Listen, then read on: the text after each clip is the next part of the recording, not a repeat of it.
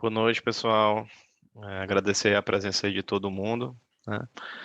Nessa noite aí de quarta-feira, dando continuidade aqui ao nosso módulo, né, de prevenção de infecções relacionadas aos cuidados de saúde, né? Semana passada a gente falou sobre PAV, né? Uma aula excelente aí do Eduardo, e essa semana, né, hoje nós vamos falar de prevenção de infecção de corrente sanguínea associada a catéter venoso central, né? Tema extremamente relevante, né? Presente na quase totalidade das UTIs espalhadas aí pelo Brasil. E vamos dar início. Para quem não me conhece, eu sou Túlio, sou médico intensivista, tá? E vamos adiante.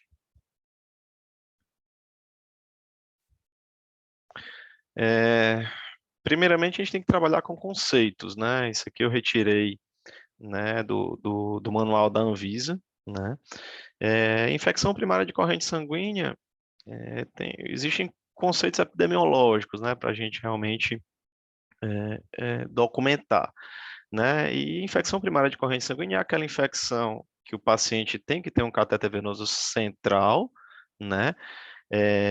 Por mais que 2 dias calendário em que o primeiro dia é o dia da punção, D1, e que na data da infecção ou o paciente estava usando o catéter venoso central ou esse foi tirado no dia anterior, tá certo? Então, para ser infecção de corrente sanguínea, eu tenho que estar dentro desse conceito, dentro dessa definição, tá? Para cunho de conhecimento e de notificação, né, as unidades hospitalares, né, a CCH, tem que utilizar critérios para definir a infecção primária de corrente sanguínea, né? Existem 3 critérios. O terceiro, ele envolve pacientes, né, neonatos, né? E eu trouxe aqui os critérios que realmente nos interessa para definir uma infecção primária de corrente sanguínea associada a catéter, né? O critério que eu vejo, né, mais comum assim na prática clínica é o critério 2, né, em que eu tenho um paciente que tem sintomas, né, pelo menos um destes, que é febre, calafrios ou hipotensão, basta ter um desses, e tem os pares de hemocultura positivos para germes, que eu vou mostrar mais na frente para vocês, né, que são comuns da pele, né, e eu tenho que ter a certeza, né, ou pelo menos a forte possibilidade de que o germe que está infectando a corrente sanguínea, ele não é proveniente de outro foco infeccioso, como, por exemplo, o foco pulmonar, digamos, tá? E eu tenho um segundo critério, né, que é o segundo critério em que eu tenho algum patógeno, certo? Presente na hemocultura, só que esse patógeno ele não é típico da pele, tá? E que esse micro-organismo não está relacionado a outro foco infeccioso, ok? Então, esses 2 critérios eu estou autorizado, né? A CCH está autorizada a notificar, tá certo? E entrar realmente nos indicadores, ok? E aqui eu vou adentrando, né, no artigo, né, que a gente está se baseando, né, que foi basicamente um artigo que foi publicado agora, né, em 2022, que ele meio que dá uma atualizada, né, nas formas de prevenção daquelas que tinha lá em 2014, né? Então, um grupo americano, né, da Sociedade, né, de Cuidados de Saúde Americana, né, do IDSA, do CDC, tudo mais, eles se juntaram, fizeram uma baita revisão bibliográfica, né, e atualizaram, né, todas as recomendações, né, tem novidade, né, mas atualizaram todas as recomendações que envolvem a profilaxia de infecção de corrente sanguínea associada a catéter. É dentro desse artigo recentíssimo, tá? Que a gente vai discutir, tá bom? Fiquem à vontade, né? Quem quiser interromper, tá certo? Estamos aqui à disposição. Qualquer coisa podem falar no chat também. Eduardo, pode me interromper também, ok? É muito semelhante ao que a gente conversou na semana passada, né, na aula do Eduardo. Ele aborda as recomendações basicamente em 3 situações. As práticas essenciais, que é aquele basicão que tem que ser feito em todos os hospitais, ponto. Tem que ser feito, é obrigatório, tá? É o mínimo a ser feito. Práticas essenciais, vou primeiro falar disso, tá? Naqueles locais em que eu não consegui ter resultados satisfatórios com as práticas essenciais, eu tenho as abordagens adicionais, que são é, é, cuidados a mais que eu vou ter, que nem sempre vão ter uma evidência de literatura tão clara como aqueles das recomendações de práticas essenciais, mas que eu posso estar usando como uma segunda cartada, né, para tentar atingir o meu objetivo, que é realmente reduzir, né, a infecção de corrente sanguínea, tá? Então, práticas essenciais, abordagens adicionais. E tem aquilo que eu não recomendo de forma alguma, tá? Aquilo que é proscrito, não recomendado, tá? E é nisso que a gente vai versar. E por que que eu tenho que prevenir IPCS? Porque é ruim? Porque é feio você ter? Não. Primeiro que é uma situação que agrega muita mortalidade, que aumenta tempo de internamento em UTI, tá certo? Muito custo hospitalar. Se vocês forem colocar aqui, o custo de um paciente que tem infecção de corrente sanguínea, ele aumenta em 32 mil dólares, tá certo? Isso em trabalhos publicados em 2010, tá certo? Então, é uma situação que eu vou estar gastando muito dinheiro, que eu vou estar aumentando o tempo de internamento, que eu vou estar aumentando mortalidade, tá certo? Então, assim, todo mundo tem interesse em reduzir, da alta gestão ao pessoal da operação. É uma coisa que é de comum interesse de todos, tá? E que, além de tudo, agrega muita qualidade ao serviço, uma vez que a gente consiga realmente reduzir barra anular esse tipo de infecção, tá? E eu tenho os fatores de risco, né, independente de infecção de corrente sanguínea, né, que é uma hospitalização prolongada, com uso prévio, né, de catéteres, né, quanto maior o tempo que eu tenho os catéteres, óbvio que é o maior o risco que eu tenho de infecção, o risco de um catéter que tem 2 dias é menor do que um catéter que tem 20, 30 dias, né, aqueles pacientes que já estão muito colonizados, né, por todo tipo de bactéria multiresistente, tá certo? Ou que seja paciente colonizado, catéteres com vários e vários lumens, tá? Múltiplos catéteres, pacientes, né, obesos, pacientes neutropênicos, né, prematuros, locais em que eu não tenho dimensionamento, olha que importante, um dimensionamento adequado da enfermagem, né? Que eu não sigo a RDC 07, né? Então, isso tudo, obviamente, que eu não vou ter um cuidado adequado na manutenção desse catéter, né? Nutrição parenteral, né? Manipulações excessivas e desnecessárias, né? Muitas vezes, algumas medicações que a gente pode estar usando pelo trato enteral ou oral, né? E a gente fica ali fazendo por via parenteral, só para sem necessidade, às vezes aumentando a manipulação do cateter, aumentando o risco da gente fazer essa essa redução, né? Transfusão sanguínea, né? E as fontes da infecção, pessoal, essa fotinha aqui eu tirei do UpToDate, né? A fonte de infecção ela pode ser as mais variadas possíveis. Qual que é a mais comum? Pele, né? Daí, muitos cuidados que a gente vai ter antes da punção, né? Que é no preparo da pele, tá certo? Contaminação intraluminal. O que é a contaminação intraluminal? É a contaminação dos hubs, né? Das torneirinhas, né? Realmente do intraluminal do catéter, tá certo? Falta de limpeza, falta de manipulação, né? De forma adequada, tá certo? Eu tenho a disseminação hematogênica, né? Principalmente se a gente vê muito em pacientes hematológicos, né, que muitas vezes fazem fazem translocação bacteriana por alguma infecção do trato gastrointestinal, e aí vai, bactéria, vai, acessa o catéter, aí dá infecção, e também eu tenho contaminação do infundido, do remédio, né? Um Propofol que ficou muito tempo lá numa vazão lenta e ficou 24, 48 horas, sei lá, 36 horas, ele vai lá, contamina e vai infecta, né? Dá uma candidemia, alguma coisa nesse sentido, né?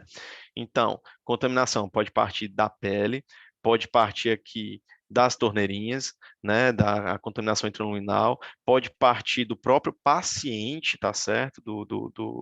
Como uma via do trato gastrointestinal, e pode também da própria solução, tá certo? Então, é nisso daqui, nessas fontes de infecção, em que eu vou atuar para, de fato, eu conseguir reduzir, tá certo? Quais que são os genes mais comuns? Estáfilo-coagulase negativo, né?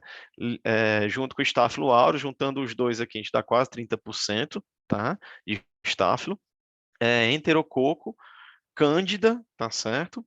E Klebsiella, tá certo? Então, são esses os bichos atualmente mais comuns, tá certo? Que causam infecção de corrente sanguínea associada a catéter. Bom, e o que é que a gente precisa para montar um programa adequado de prevenção de infecção de corrente sanguínea? O que é que a gente precisa? Primeiramente, eu preciso ter uma CCH extremamente treinada e atuante, tá? Não dá para eu sozinho, né, sem o apoio da CCH do hospital, realmente tomar a frente disso, porque eu preciso de muitos parâmetros, de muitos indicadores, né, de muita educação continuada, que a CCH vai ser realmente fundamental para isso. Tá certo? Então, preciso de uma CCH atuante, tá? Eu preciso de indicadores, eu preciso medir o que eu estou fazendo. Como é que eu vou prevenir algo que eu não sei nem a quantidade que isso tem? Isso pode parecer básico, né? Mas a gente precisa estar controlando, mensurando a infecção, mensurando catetedia, né? E eu vou falar dos indicadores, tanto de desfecho como de processo, tá? Mas nós precisamos medir. Não tem como a gente falar de prevenção de qualquer infecção, tá? Relacionada a cuidado de saúde, se eu não estou medindo, tá? Eu preciso de ter educação continuada, eu preciso de treinamento apropriado. O cara que vai lá, né, funcionar o catéter, ele tem que ser orientado. O técnico de enfermagem que vai estar lá instrumentando, ele tem que ser treinado, tá? Para ver como é que é a forma mais segura da gente estar atuando nisso, tá certo? Então eu tenho que ter educação. Sem educação continuada, sem treinamento, eu não vou chegar a lugar nenhum. Tem que ter um envolvimento disso também. E, obviamente, eu preciso do suporte do laboratório.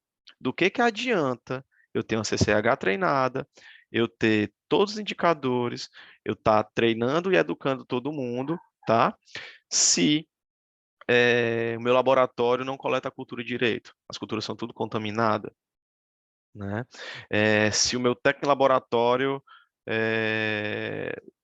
demora a coletar a cultura, só vai depois que já foi feito o antibiótico, né? E aí reduz a positivação da cultura. Então tem uma série, ou se a cultura é liberada e não chega em tempo hábil para a equipe. Então tem uma série de suporte laboratório que eu preciso ter, né? Então eu tenho que ter isso aqui, né, muito bem alinhado, muito bem adequado, né, para que a gente tenha realmente um programa adequado, ok?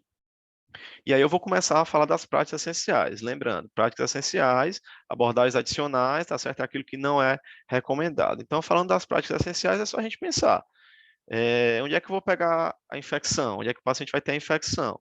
Né, o foco, antes da inserção, durante o procedimento e os cuidados pós-inserção, tá? Então, é dentro desse tripé aqui que eu tenho que atuar, tá certo? Eu tenho que pensar nisso. Então, eu vou falar de cada um desses tópicos, tá? Para que a gente reflita e realmente daqui a gente saia com a semente plantada, né, no meu serviço, no serviço no nosso serviço, no serviço de vocês, tá? Para que a gente amanhã monte algo diferente, tente melhorar, tá bom? Então, vamos começar a falar antes da inserção. Primeiramente, eu tenho que evitar o uso desnecessário. Isso é básico, né? É básico. Então, eu não vou estar pedindo acesso central, eu não vou estar pedindo PIC se o paciente tem condições de periférico, tá certo? Então, princípio de eu tenho que evitar o uso desnecessário, tá certo? Eu preciso de treinamento, né? De educação continuada e capacitação de todos os envolvidos na inserção, na manutenção e na retirada dos dispositivos. Evidência moderada, tá certo? Quando eu falo todos envolvidos, é do cirurgião, tá certo? Que tem que lavar as mãos, ou do intensivista que tem que lavar as mãos, que tem que botar o gorro, tem que botar a máscara, o avental, né? Tem que limpar com clorexidina alcoólica, esperar secar, botar campo, cobrir o paciente todinho, né? Se não tiver uma pessoa lá, mandar colocar e ter o poder de realmente suspender o procedimento, isso eu vou falar lá na frente, tá certo? Daquele cara que está entrando lá só para ver o que está acontecendo, ele tem que estar parametrado também, tem que estar de máscara, tem que estar de gorro, tá certo? A pessoa que está instrumentando também. Então, eu preciso de treinamento, eu preciso de educação continuada. Se todo mundo não tiver a ciência, né, e o treinamento de todo tipo de prevenção de infecção, a gente não chega a lugar nenhum. Então, quem está na operação, quem está na ponta, precisa comprar ideia, precisa ser treinado, né, precisa acreditar no que está acontecendo, tá certo? E eu tenho que treinar uma vez, passou 3, 6 meses, eu tenho que treinar de novo, eu tenho que retreinar todo mundo, eu tenho um turnover de profissionais, eu tenho que lembrar disso, tá certo? Eles falam também até em credenciar os profissionais que funcionam e que fazem o treinamento, né?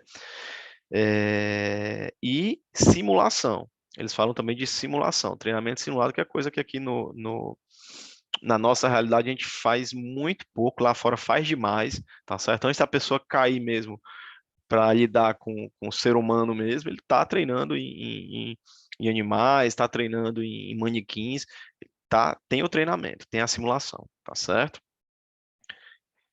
E aqui eles sugerem, né? Eu lembro que acho que foi, Eduardo, tu me corrige se eu estiver lá errado. Acho que na semana passada tu falou sobre isso, né? Que o banho, não sei se foi o banho de clorexidina, não ajudaria a evitar a PAV. Foi isso que tu Exato, falou? exato. Pronto. E aí ele falou também, na aula passada, que o Túlio vai falar lá na semana que vem, né, que para outras infecções talvez seja diferente. Então ele já soltou um spoiler, né? Então o que é que ele coloca aqui? Que o banho diário, né, com clorexidina, né, aqueles, se não me engano, acho que são lenços, né, pessoal da enfermagem, aí quem quiser me ajudar, né, mas aqueles lenços umedecidos, né, sem ser molhando o paciente todo, mas o material próprio com clorexidina, né, evidência altíssima, que realmente reduz o risco de infecção associada ao catéter em UTI, tá? Isso, a evidência disso é para UTI, não é para fora da UTI, não é recomendado para pacientes de enfermaria e nem para menino novo, tá certo? Então, banho diário com clorexidina é um investimento, pessoal, que vale a pena, tá certo? Além do que, o pessoal da enfermagem pode me corrigir, me aparenta ser mais seguro, né? Um banho com clorexidina do que realmente aquele banho convencional que a gente vê. E eu fico à vontade aqui para alguém da enfermagem que quiser me interromper, tá certo? Que aqui é mais a praia de vocês, tá?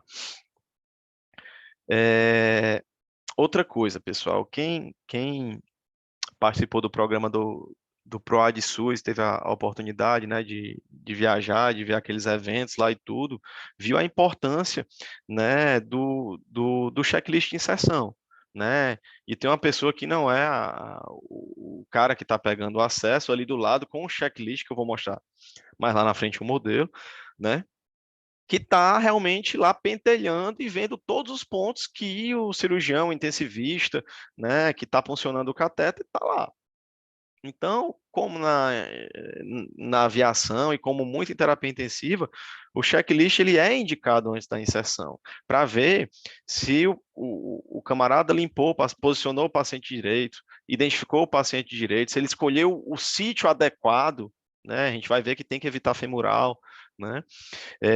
Se o cara se paramentou, né? Isso pode ser feito pelo técnico, pelo enfermeiro, pelo médico do plantão, né?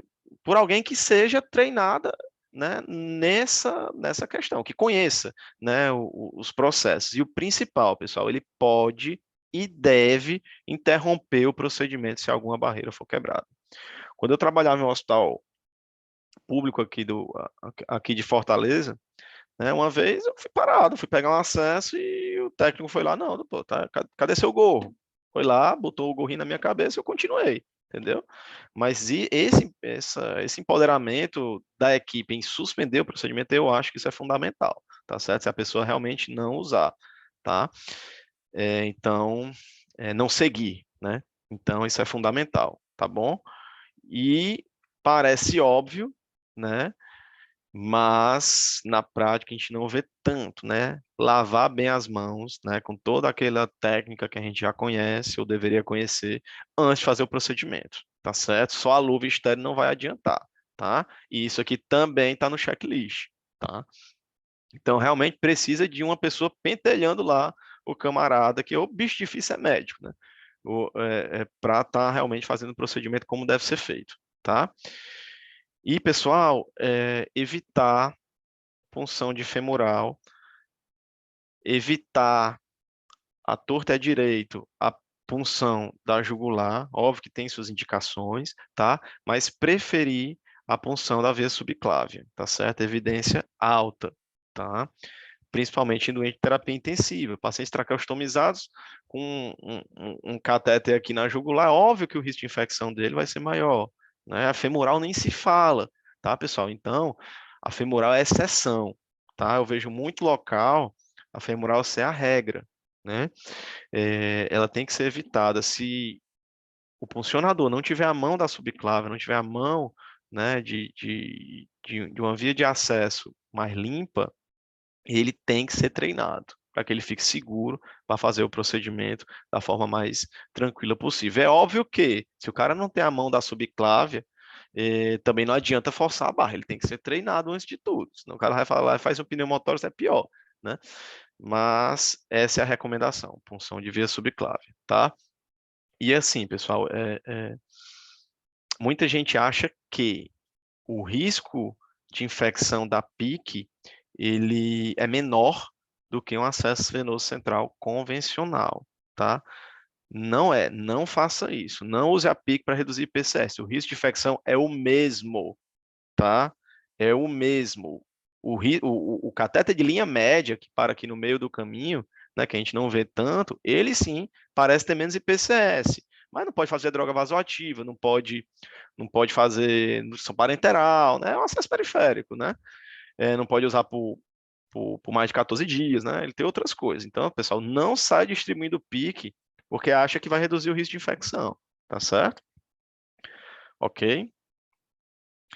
Isso aqui, pessoal, é um exemplo de um checklist que eu não vou entrar aqui nos detalhes, né? Mas só mostrando que tem, tá certo? Esse modelo ele é disponível nos sites americanos. Se vocês quiserem, eu tenho o PDF aqui, né? Mas é baseado nele aqui que a gente pode estar levando nos hospitais, tá certo? E para aplicar mesmo, tá?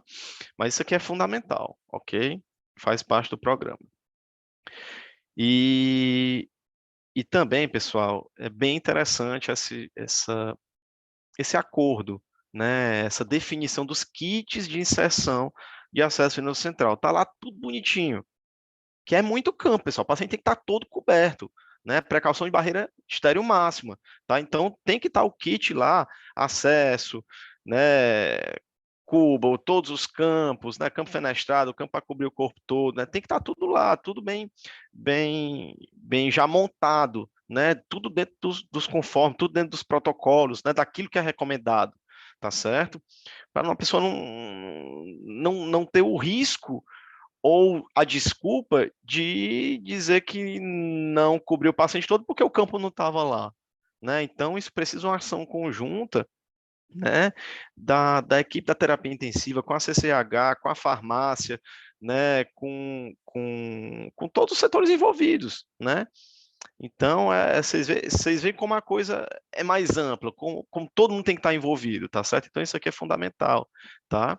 Guiar por ultrassom torna mais seguro, tá certo? Mas tem um risco de uma quebra de barreira infecciosa, aí é onde entra o treinamento, né? Aí é onde entra a questão de usar uma capa de vídeo adequada, né? De saber colocar a capa de vídeo, né? De não sair também acochambrando, botando um avental com a luva estéreo, como eu fazia na época da residência, ali a chance de dar errado, você contaminar, é alta. Então tem que ter um protocolo, tem que ter já um padrão, junto com a chefia da cirurgia já, validado pela CCH, fechado com os intensivistas, de qual a técnica melhor e mais estéril de você funcionar um acesso guiado, e todo mundo se adequar. E talvez fazer parte do checklist, né? Quem sabe, ok? Precaução máxima de barreira estéreo, pessoal. É uma recomendação, isso é essencial, tá certo? E a gente não vê. A gente cansa de ver só o campo fenestrado. O paciente tem que estar todo coberto com campo estéreo, né? Não sei se vocês já viram passar Swan Guns. O paciente está todo coberto, é como se fosse passar um Swan Guns, só que é coberto até o talo, tá certo? Quem está puncionando e quem está instrumentando tem que estar de máscara, gorra, avental, campo, luva estéreo, todo mundo que está envolvido, inclusive na troca por fio guia. Inclusive na troca por fio guia, tá certo? Então, abre o checklist para quem também vai trocar por fio guia, tá certo? Tem que ser chato, tem que pegar no pé, tá certo? De quem está funcionando, que é aí que está o problema, tá certo? Durante a inserção, o que é o padrão? É o uso de clorexidina alcoólica, né? A 2%, né? Para limpeza da pele, e óbvio que tem que deixar secar. Não adianta o cara passar lá e morreu Maria Preá, tudo molhado e a rocha. Não, tem que esperar secar, tem que esperar o bicho fazer o efeito dele, tá certo? Então, clorexidina alcoólica, tá? Ou se não pegar uma gás e enxugar, né, Túlio? Exatamente, Eduardo. Não pegar gás e enxugar. Isso não existe, tá certo, gente? Não existe, pela misericórdia. Eu infarto quando eu vejo isso. Após a inserção, pessoal, o que é o recomendado, né? Um dimensionamento adequado de enfermeiros e técnicos de enfermagem para a unidade de terapia intensiva. Não tem como a gente exigir que eu tenha um excelente resultado de redução de qualquer infecção que seja relacionada ao cuidado da saúde, inclusive IPCS, se eu tenho um técnico para 5 pacientes no UTI. Não tem, é impossível, impossível, tá certo? Eu não tenho como, esse técnico, ele não tem como ofertar assistência adequada para o paciente, tá certo? Não tem como ele estar limpando o hub não tem como a gente exigir, tá certo? Então, eu tenho que ter o básico de dimensionamento, enfermeiro e técnico, tá certo? Curativos com clorexidina em pacientes acima de 2 meses de idade, tá? Evidência alta, pessoal. Não está claro se tem efeitos adicionais naqueles pacientes que eu falei que já tomam banho de clorexidina rotineiramente. Isso não está claro, tá certo? Mas na imensa maioria dos locais em que o paciente não toma banho de clorexidina, aqui entra como uma excelente coisa. Aí vale uma análise de custo, né? Pô, o que é melhor e mais seguro? É o banho, a gente organizar o banho de clorexidina ou é o curativo de clorexidina para a gente obter esse denominador comum, né? E obviamente que são para, não envolve catéteres de longa permanência, são para catéteres de curta permanência, acesso central, certo?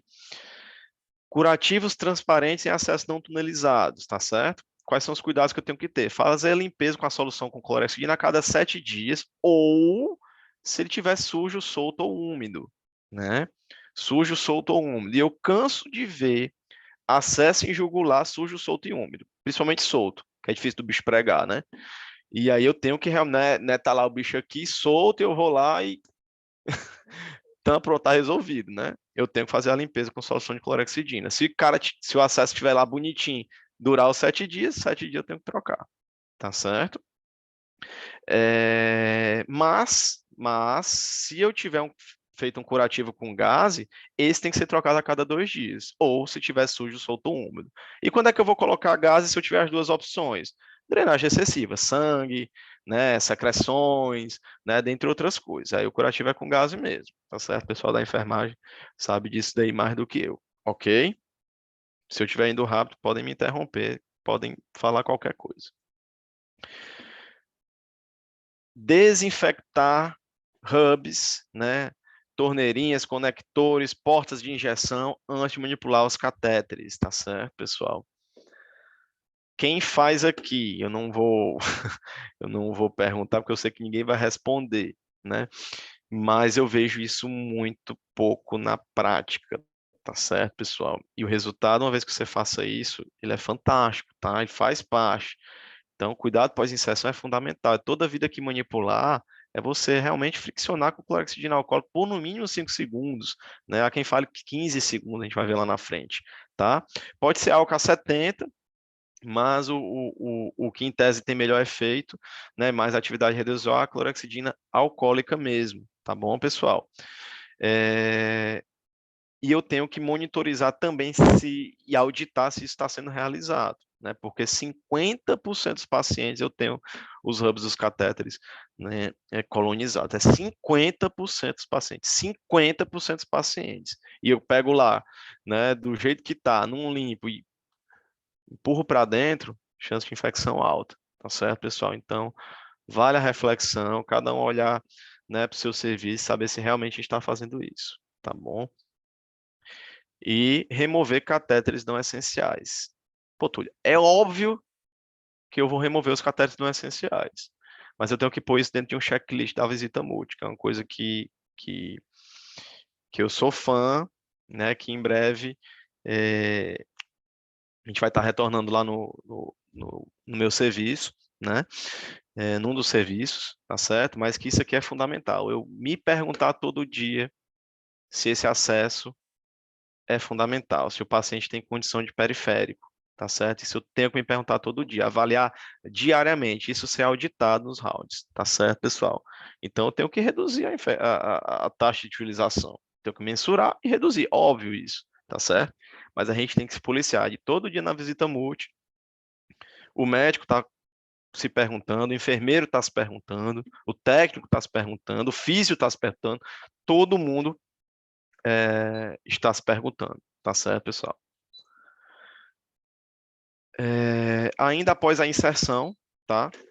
A substituição de rotina de todo o kit, todo o conjunto de administração, né, de medicamentos em até 7 dias, exceto hemoderivados e soluções lipídicas, que tem que ser a cada uso, tá? A cada uso, tá bom? Não foi sangue ou derivados, não foi solução lipídica, Propofol, NPT e tudo, a cada 7 dias, tá certo? No máximo. Abordagens adicionais, pessoal. Quando é que eu uso abordagem adicional? Assim, fiz tudo isso que eu falei, tá certo? Tá tudo tranquilo, de boa, auditado, protocolado, tô com os indicadores, tá tudo na ponta, mas eu tô tendo IPCS ainda. E aí eu vou dar o segundo passo, que são as abordagens adicionais muito semelhantes aquilo que o Eduardo falou na semana passada com relação à PAV, tá certo? E aí entra algumas recomendações para alguns perfis de pacientes, né? Que a gente pode estar fazendo, como o uso de catéteres impregnados de antissépticos, tá? Ou clorexidina, tá certo? Grau de evidência alta, tá? Para aqueles pacientes em que nada deu certo, para aquele local, na verdade, para aquele hospital ou unidade em que as medidas essenciais não deram certo, tá?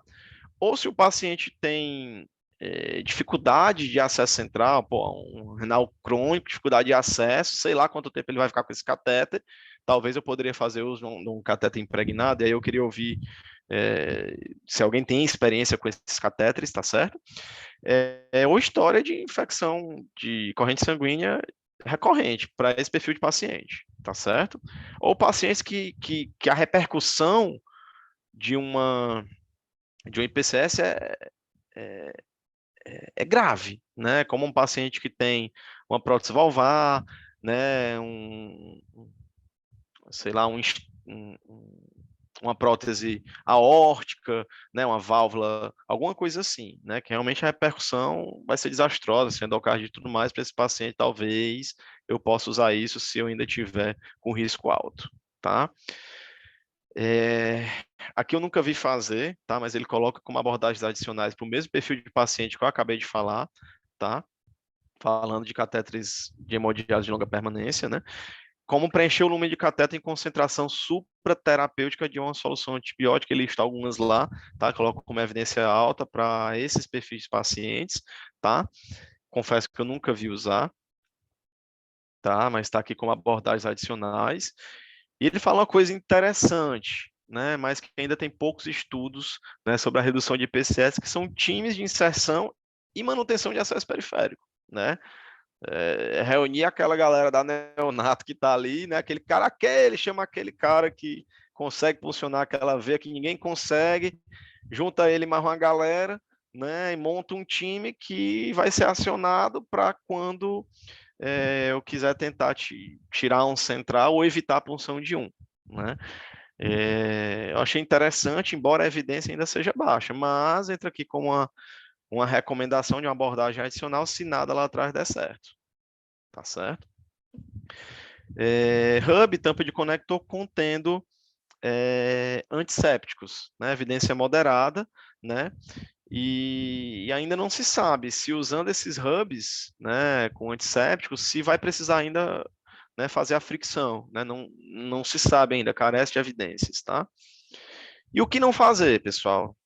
O que não fazer? Não tem necessidade nenhuma de trocar acesso venoso central ou catéter arterial de rotina, tá? Isso não é recomendado, e nem profilaxia, né, parenteral de antibióticos, não existe, tá certo? Então, isso aqui não faça de jeito maneira, tá certo? A gente não vem fazendo isso por aqui. Não é nenhuma novidade, tá certo? Mas sempre vale a pena falar e recomendar, tá certo? Coisas não resolvidas, né? Que ao meu ver, a gente também tem que a gente não vê tanto, mas a gente tem que pensar, né? Vigiar os outros tipos de catéter, né? Seja o catéter de linha média, né, que a gente não vê tanto, né, não é tão usado, seja a linha arterial, que é difícil ter realmente infecção, mas ele deve ser vigiado, ele deve fazer parte do exame físico do médico, não só por infecção, mas por outras complicações, né? E acesso periférico também pode infectar, né? O risco, se eu não me engano, acho que é 0,5%, né, de PCS relacionado a periférico, mas pode acontecer. Então, eu tenho que vigiar, né, também. Eles devem ser incluídos no futuro nas recomendações, tá certo? Ainda não está resolvido se curativos transparentes, né, por si só, sem nenhum antimicrobiano ou nenhuma solução, ele é recomendado, ainda não se sabe, tá certo? Se fixações sem sutura, né, tem menos IPCS, não se sabe, né? E se a gente fizer a desinfecção do ramo em pacientes que já tomam banho clorexidina, também não se sabe, tá certo? Falando dos indicadores, né? O que é que eu vou medir, o que é que eu vou monitorizar, tá certo?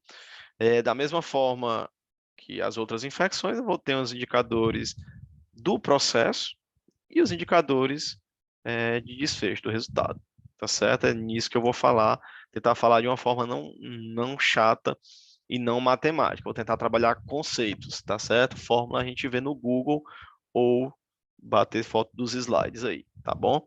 Mas o fato é que tem que ter envolvimento de todo mundo. Tem que ter envolvimento da direção do hospital, né, do gerente de enfermagem, do coordenador da UTI, do coordenador de enfermagem, da CCH, do pessoal que está na operação, no plantão. Tem que ter o envolvimento de todo mundo, né, de líderes e pessoal que está na operação, da alta gestão, da baixa gestão, né? Tem que ter envolvimento de todos, tá certo? Senão eu não vou chegar a lugar nenhum.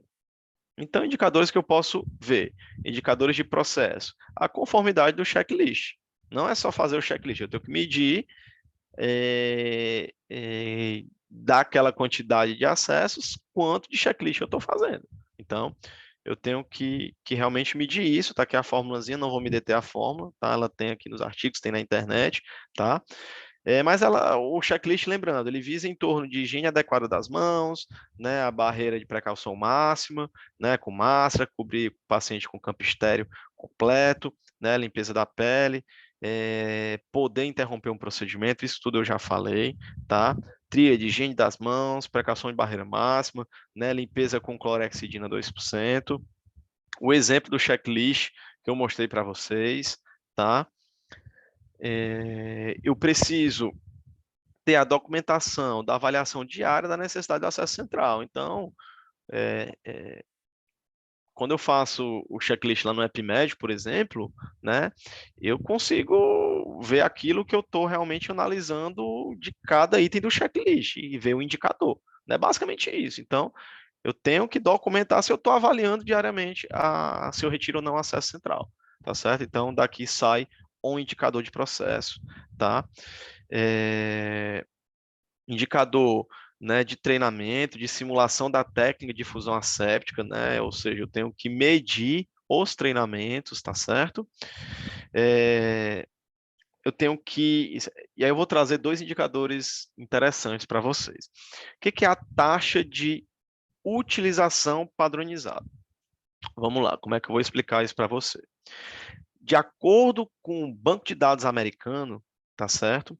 Através de análise estatística, regressão logística, logaritmo, um monte de coisa lá, ele consegue avaliar de acordo com o seu perfil da unidade, tá certo? Dos seus pacientes que estão lá na sua unidade, tá? Com acesso central, o tempo previsto, né? Isso é estatística, tá? Para aquele perfil de paciente da tua unidade, tá? E daí eu consigo ver se o meu tempo real de permanência de catéter ele está maior ou menor, tá, do que o tempo previsto para aquele perfil de pacientes. Não sei se eu fui claro. E daí eu vou ter uma relação, tá, que é uma relação muito semelhante ao SMR. Né? Acho que deve ter algum intensivista aí que já conhece. Né? Ou seja, daí sai uma indicação. Resumindo de novo, tá?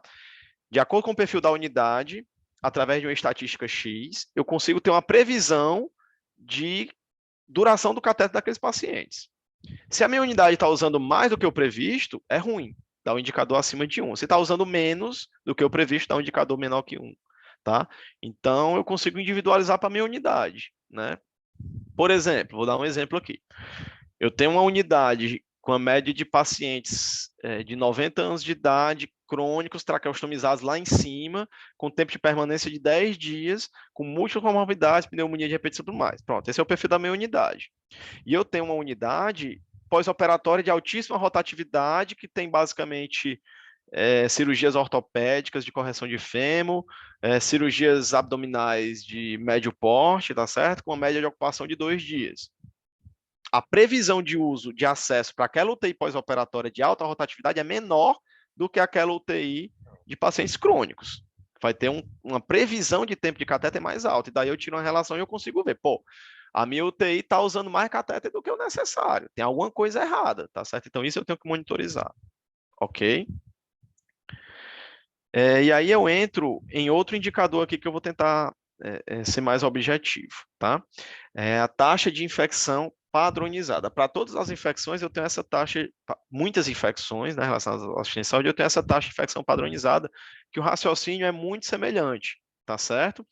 Eu consigo prever, para aquele perfil de pacientes da unidade, um risco infeccioso, certo? E da mesma forma, se eu tiver um risco, um número de infecções maior do que aquele previsto, é ruim. E se eu tiver um número de infecções menor do que aquele previsto, também por análise logarítmica, de estatística e tudo mais, eu vou ter menos, isso vai ser bom para mim. Né? Então, um indicador acima de 1 é bom, menor que 1, acima de 1 é ruim, menor que 1 é bom, tá certo?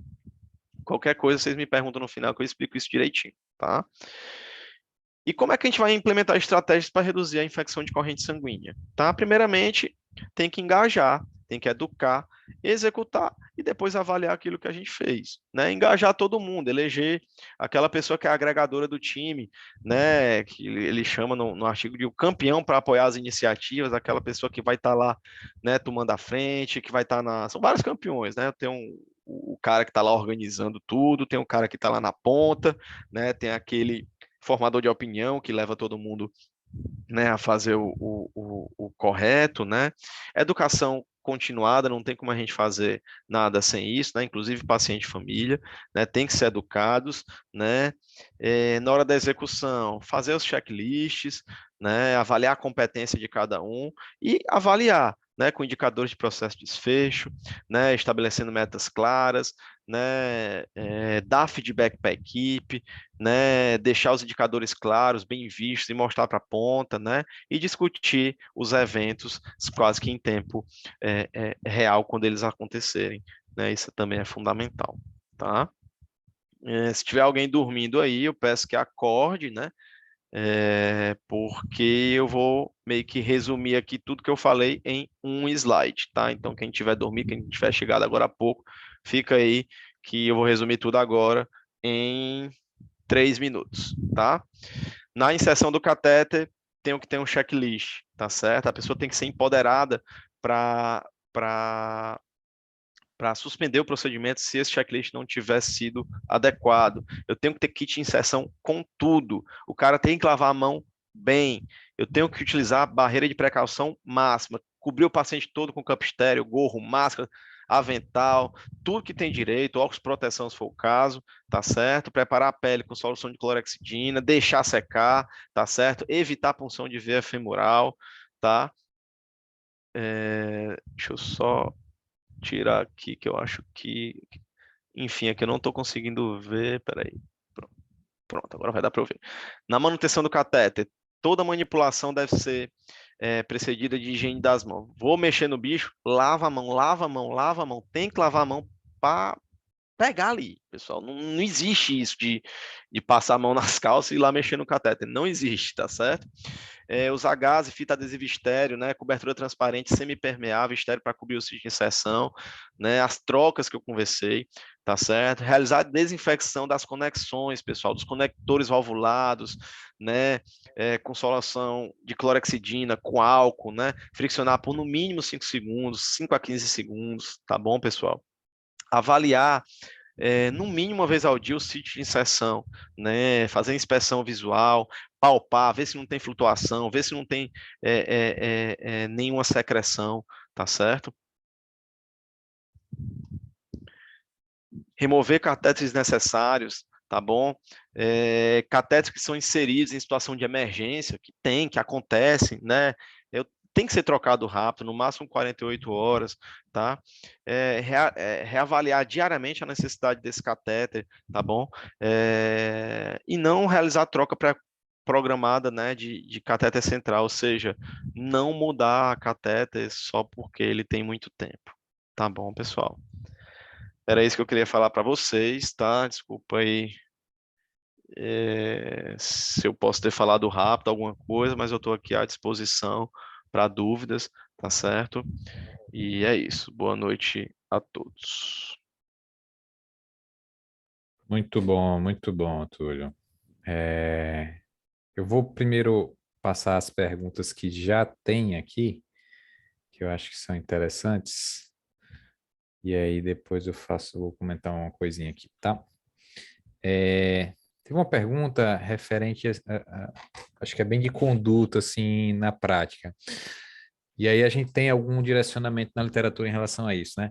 Paciente está apresentando febre constante, se é necessária a retirada do acesso central, mesmo se o paciente tiver condição ruim de acesso. Eu queria que você comentasse um pouquinho isso. Não entendi, Eduardo. Se o paciente que está tendo febre constante, certo? Se é necessária a retirada do acesso, mesmo se ele tiver condição ruim para pegar um novo acesso. Se é necessário, pelo que eu entendi aqui, não tem o O paciente só tem diagnóstico, febre. O só paciente tem só tem febre. febre, isso. Isso é muito. Assim, não tem uma resposta clara, né, e coringa para todo tipo de paciente, né? O que é que eu posso dizer? Que a gente tem que avaliar o paciente como um todo e tentar buscar um foco infeccioso, né?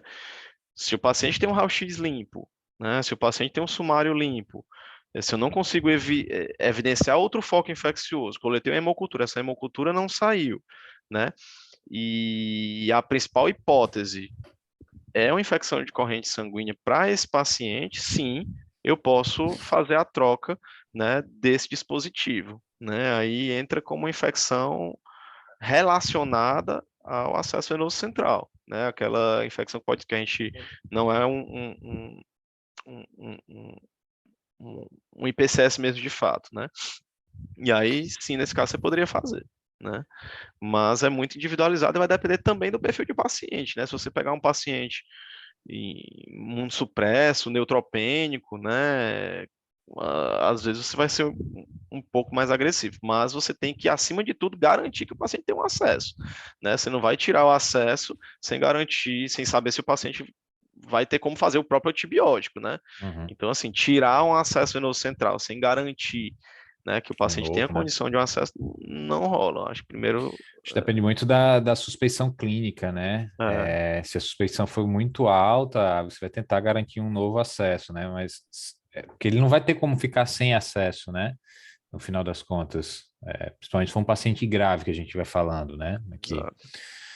A Cássia comentou também sobre a questão da subclave, que é bem mais fácil para curativo, manipulação no dia a dia, né? Realmente ali é um sítio bem mais tranquilo, até, inclusive mais até do que a jugular, né? Se a gente for parar para pensar, aqueles pacientes que acabam sendo traqueostomizados, fica passando ali o tirante ali da traqueostomia, né? Secreção cai mais fácil também na Sim. jugular, né? Então, realmente, a gente vê isso na prática também, Cássio. É, Uma outra pergunta é se o paciente em UTI com um acesso sangrante sempre utilizar clorexidina e depois alcoólica. Geralmente a gente usa só clorexidina mesmo, né? Não usa clorexidina e depois uma outra solução alcoólica, né? É clorexidina alcoólica que a gente gente não usa degermante nesse sentido, né? O que não pode fazer é colocar um curativo transparente se ele está sangrando, né? Tem que colocar Isso, curativo com gases, né? Isso é o exato. que realmente é o recomendado, né? É o recomendado. Molhou o curativo também, troca, né? Também não vai deixar o coisa, né, o curativo encharcado, né? Essa pergunta eu acho que é interessante, que eu acho que há uma talvez uma confusão no dia a dia, né? A pergunta foi o seguinte: como posso identificar se o paciente está com infecção de corrente sanguínea atrás dos catéteres? Então, pelo que eu estou entendendo, é olhando para o catéter, né? Eu acho que aí é interessante a gente comentar um pouquinho sobre isso. Eu não entendi a pergunta. Atrás do catéter?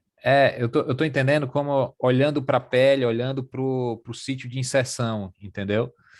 Ah, sim. É, Então, aí você vê, né? Você vê desde a secreção, a saída de secreção purulenta, né? Com uma hiperemia franca, né? Hiperemia lá do ósseo, né? E tudo mais. Macroscopicamente você vê realmente dessa forma, flutuação, né? Lembrar também que a maioria das infecções elas são endoluminais, né? Então estão Exato. dentro do lumen. Não necessariamente você precisa ter esses sinais clínicos que o Túlio comentou no sítio de inserção para desconfiar que é uma infecção relacionada a catéter, né? Infecção primária de corrente sanguínea associada a catéter. Você pode ter, na verdade, só febre, leucocitose, hipotensão, choque hemodinâmico, né, disfunção orgânica, sem necessariamente você ter manifestações clínicas ali que Exato. surgiram a infecção. Então, o grau de suspeição tem que estar sempre muito alto. Por isso a importância de um paciente que você tem suspeita de sepsis, de coletar as hemoculturas, principalmente antes de começar os antibióticos, né? Para que a gente aí sim possa dar esse diagnóstico. Senão a gente acaba tratando muitas vezes sem ter a certeza do diagnóstico, né? Sem dúvida. Mais uma pergunta aqui. Paciente com infecção já presente, se é contagiosa sendo de corrente sanguínea, o que fazer para não proliferar? É necessária a retirada? Então, se é possível contaminar outros pacientes, um paciente que tem infecção de corrente sanguínea, e se é necessária a retirada do acesso.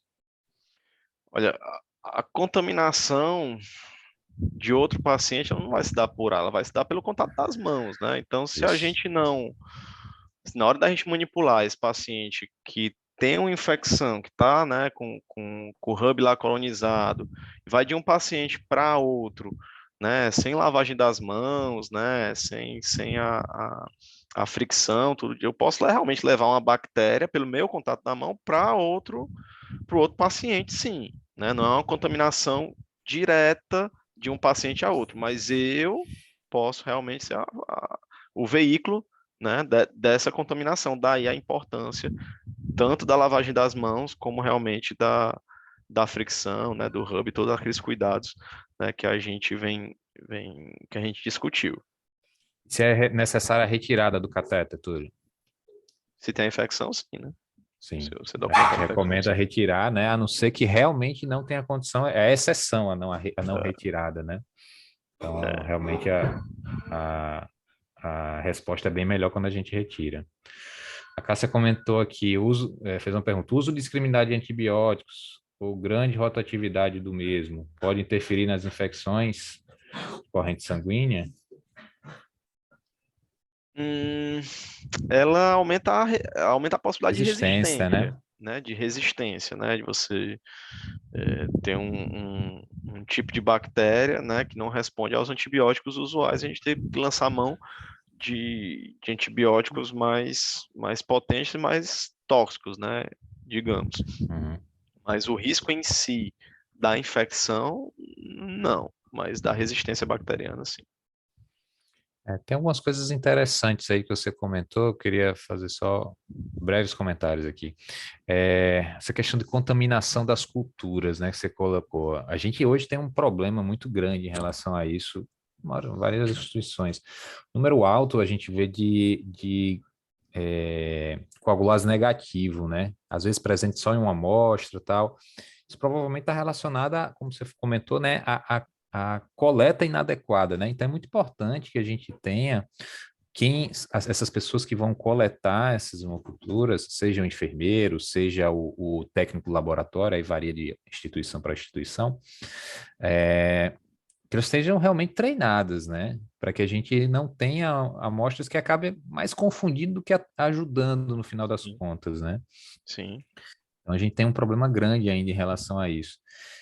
Você mostrou também que esse dado é americano, né? Em relação Sim. a tanto os coagulados negativos como áureos ali como os principais.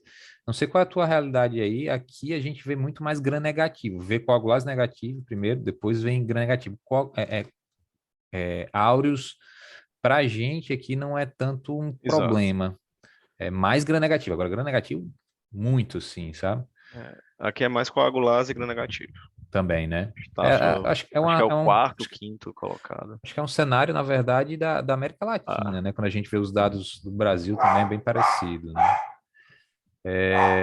E é importante a gente ter esse resultado de cultura a tempo, né? Então, assim, você ter ali um resultado de hemocultura que chega 7 dias, 10 dias depois, acaba ajudando muito pouco. Você acabou tratando empiricamente, 10 dias ou você acertou empiricamente, ou o paciente morreu, assim, né? exatamente.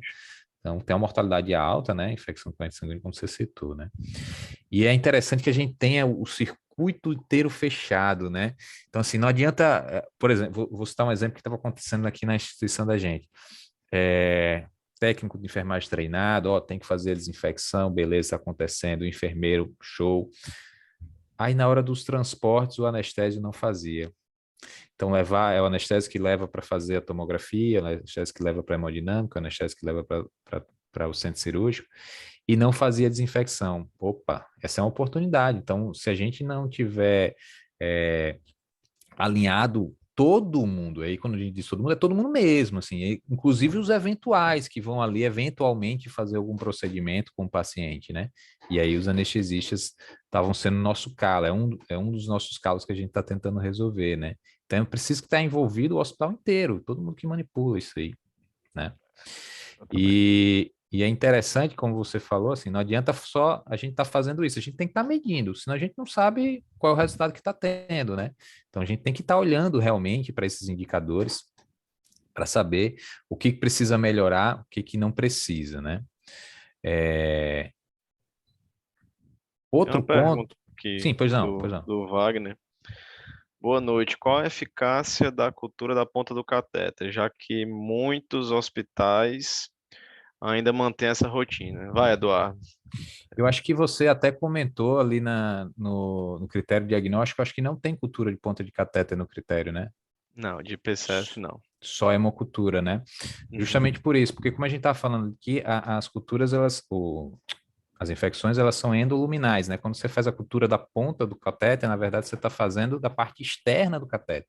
Exato. E aí, geralmente, o método que se faz é um método de rolagem. Você pega a ponta do cateter e rola no meio de cultura e ali vai crescer o que está externamente, que não necessariamente é o que está levando à infecção de corrente sanguínea associada ao cateter.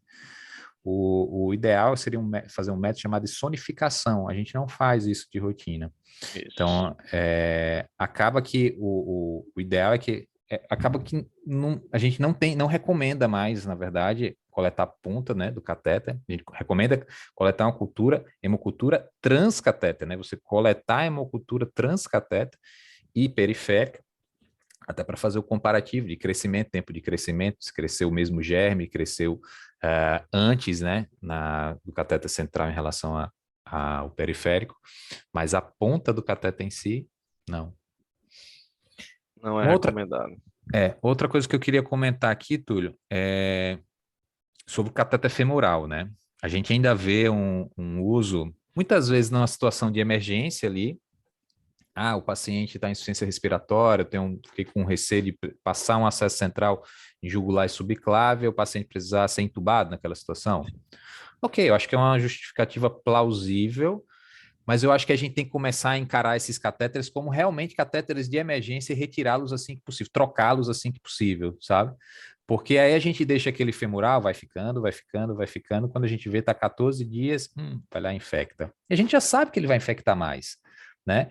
Então, não é a troca de rotina de todos os catéteres que eu estou falando aqui, é que o catéter femoral a gente já sabe que infecta mais e a gente vai manter esse catéter que talvez foi passado até numa condição, o paciente não colaborou, pode ter tocado ali no sítio.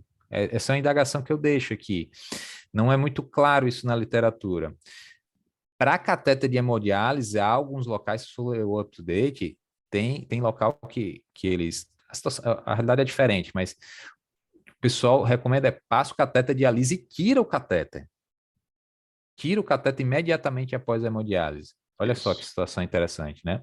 Então, realmente, a gente entender o cateter de femoral como algo que é um problema. A gente vai ter um problema na frente. Mas eu vou ter um custo com cateter, né? Gente, o custo com cateter é infinitamente menor do que o custo do tratamento em si. Vou dar um exemplo aqui, tá? Aqui na instituição que eu trabalho, a gente compra um cateter central a R$ 85. É o custo de um cateter, certo? Duplo lumen.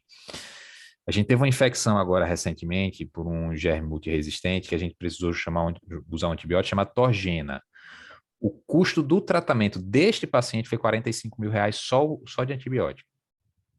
Só de antibiótico. 45 só de antibiótico. Não estou falando de droga vasoativa que ele precisou, estou falando de oxigênio que ele utilizou, ventilação, carga de trabalho da equipe, não estou falando nada disso. Tá No artigo certo? ele fala US$ 38.000 por Dólares. paciente Pois é. É porque quando a gente traz isso, em é dado 2010. americano, é dado americano, né?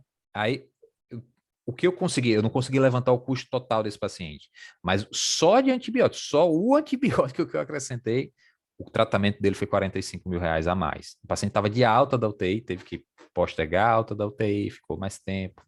Olha que coisa impressionante, né? E aí a gente quer economizar R$ 85 num catéter.